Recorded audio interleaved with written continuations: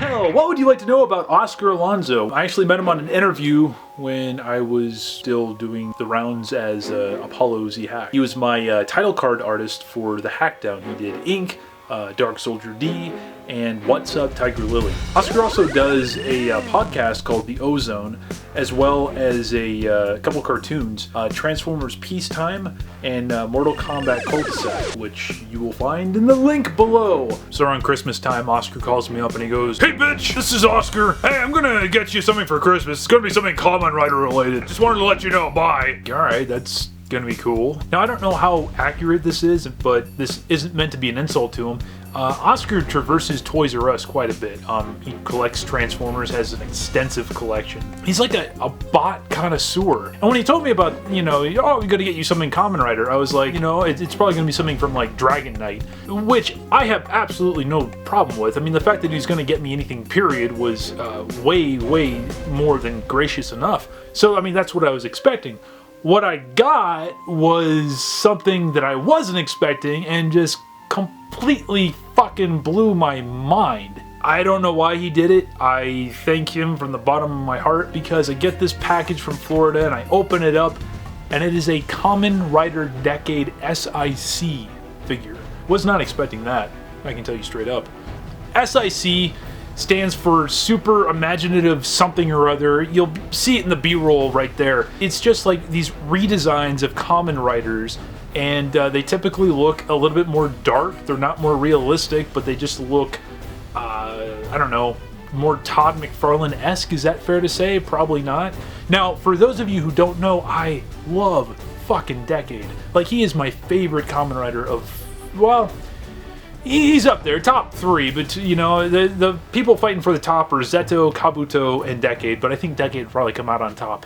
Just saying. I don't have a whole lot in the way of Decade merchandise. I have the figure art, which I love. I have the actual Decade driver, which is just tons of fun, but I was not expecting this, and I was stoked to have this because not only A, is it a really cool looking figure, but now you got fucking Kamen Rider Decade complete along with it, so it's like a, oh, I don't have this. I remember I was talking to him on the phone, and he's like, dude, like, I'm not really one for boxes, but this box is really badass.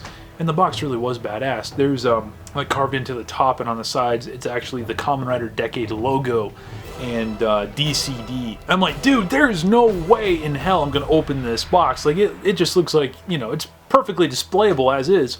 And Oscar goes something like, bitch, don't be like that.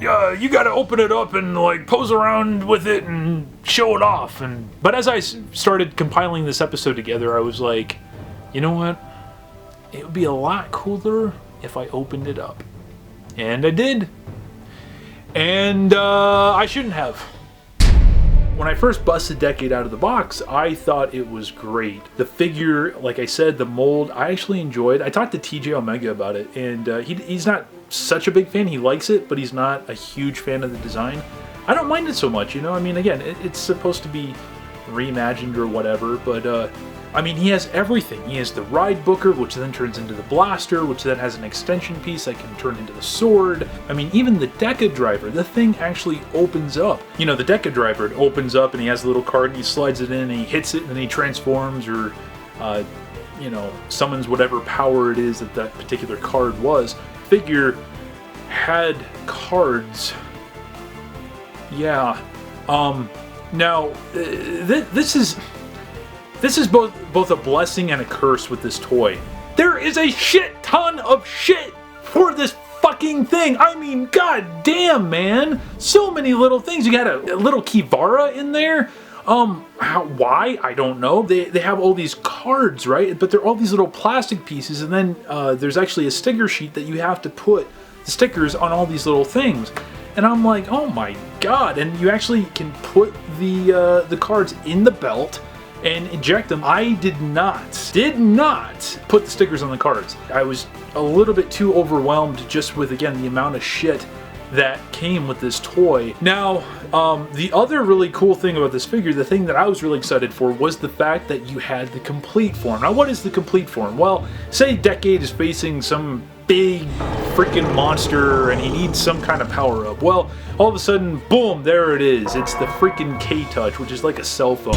you would take the little piece out of the Deca driver, the little central piece, and you would put this K-Touch in, which is like a smartphone, and boom, all of a sudden he's Kamen Rider Decade Complete, which basically means that he has all the powers of all the final forms of all the other previous 9 Heisei riders, and badass stuff happens, and boom goes monsters. The transformation element, it took me probably about 10 minutes. I could be an idiot, perfectly possible. I was afraid I was gonna, you know, break this piece or break that piece, and I actually did end up breaking a piece. One of the little shoulder pieces, they're these little plastic connector things. As I'm trying to work on the chest piece, it hit the shoulder piece and thus snapped it off. I could still fit the shoulder piece in there, but still I broke the damn toy, and I was like, "Grr!" I think what was worse was that I actually, when I was posing it to take some shots, the damn thing actually fell. It landed on the floor. I mean, it broke because the pieces, you know, just separated. It didn't like break. But like, I've lost 2 pieces now. I can't find them. They're around here somewhere, but I can't find them. And there's just so many little pieces for this toy. The little cards, the little hands. Obviously, this is not a toy to be played with. I can only imagine some Japanese kid trying to, you know, play with it, and by sundown, all he has left is a head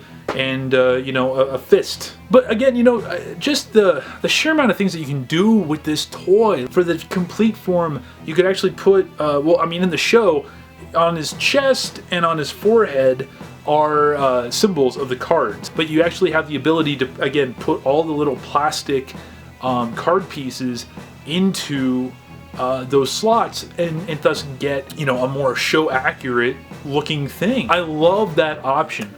I don't love the fact that you just, you know, someone just breathe on it and it just goes up in like a plastic explosion. When it's in its complete form, when it's standing there in its one pose, it looks great.